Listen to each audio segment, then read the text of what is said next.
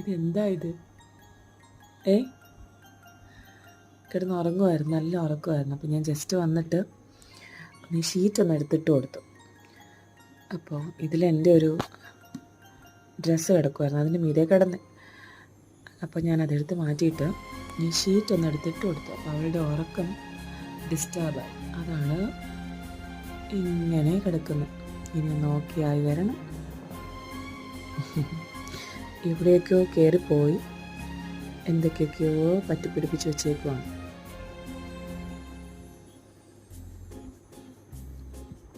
അപ്പോൾ എല്ലാവർക്കും good night. നമ്മൾ ഉറങ്ങാൻ പോവാം. രാത്രി 11 മണി കഴിഞ്ഞു കേട്ടോ.